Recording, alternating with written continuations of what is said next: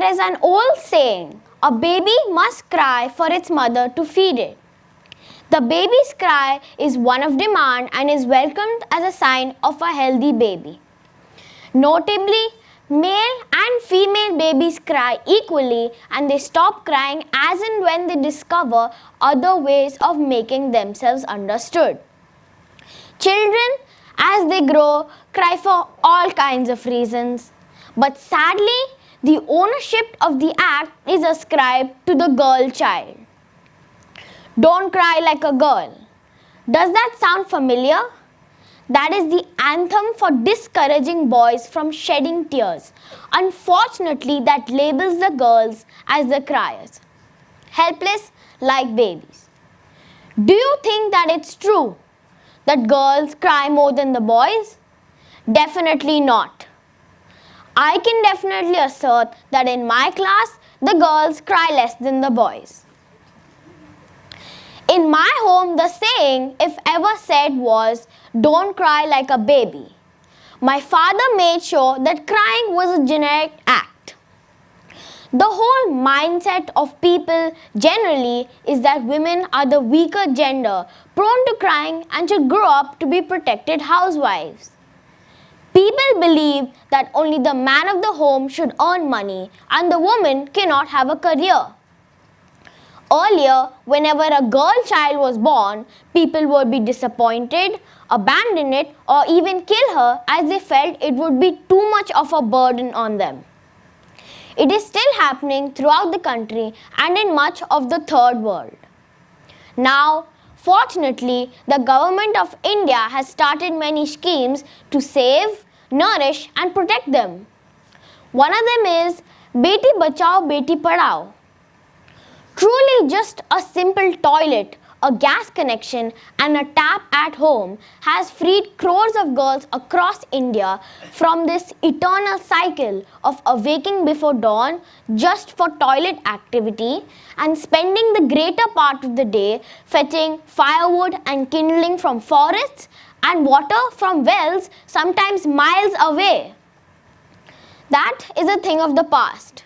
Girls can now study. People believe that boys are stronger than girls, which they probably are.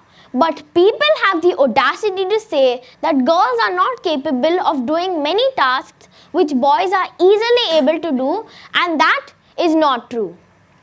Brute physical strength is only for carrying weights, pushing cars, etc. It's the mental strength that counts in today's world in which women excel. Another thing that people say is be like a man. Girls are strong and that I state as a fact. People should also say be like a woman. I do not remember very clearly, but my father told me that when I was 5 years old on Raksha Bandhan, I had asked a question that is still posted on his Facebook account. The question was, if I pray for my brothers' long lives by tying Rakhi to them, then who prays for my long life? My father said that he was stunned and ashamed that he had not thought of this his whole life. But Baba, being Baba, immediately found a solution. From that very day and onwards, every single Raksha Bandhan, my father has made sure that he and my brothers have tied Rakhi to me and prayed for my long life. I guess now I have to protect them too, especially my beloved Baba. Gender equality is important for both sides. One should not say that boys are the best or girls are the best. Both should be treated equally and given the same job, life, health, education, and work opportunities. But just having opportunities is not enough. One needs to be able to do it. And that's where the problem starts. Access is often unavailable. The term glass ceiling refers to an invisible barrier that no one can see, hear, or should talk about, but one that solidly exists. For example, if a woman would want to become the head of any company, she would not be able to. Why? Well, that's because of the glass ceiling. Nobody talks about it, but it's there. People only want a man to become the head of any company when all it needs is a woman's touch and the different point of view. But what's done is done. We cannot do anything about the past now. We need to work on the future. In the old times, girls were not allowed to study, and some people still believe that girls are not supposed to study. People believe that girls should focus on housework so that they get prepared for their future and have absolutely no need to know about anything beyond the home.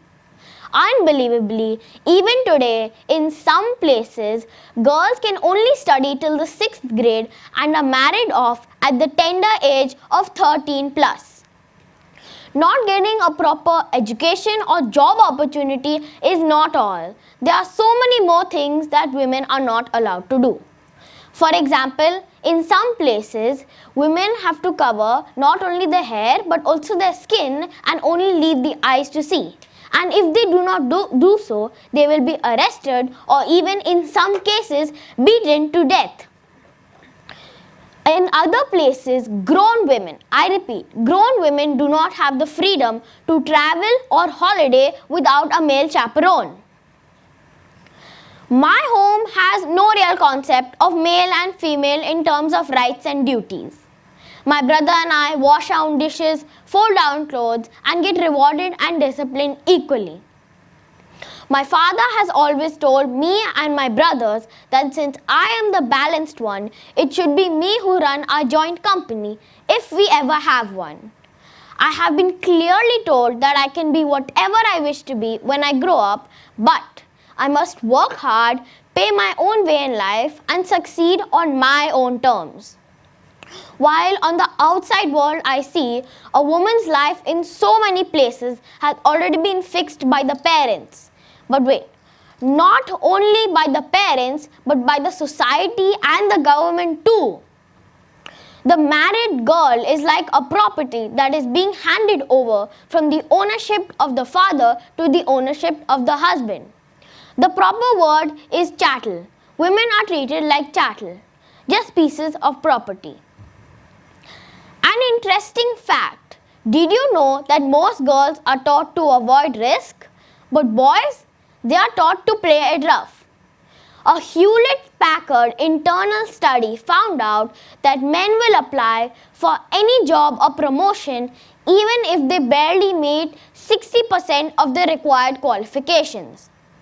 But women, they will apply for the same job or promotion only if they meet 100% of the required qualifications. This is because women are not taught to take risks. Parents must empower their girls so that they are comfortable with not being perfect. Imperfection is okay. The world is really mean. It will try to discriminate your gender, try to convince you that you are not good enough. But you know what? You must fight back, believe in yourself, and never give up. Now it's up to you to decide what your future will be. Be the dove that flies, not the one that cries. Thank you.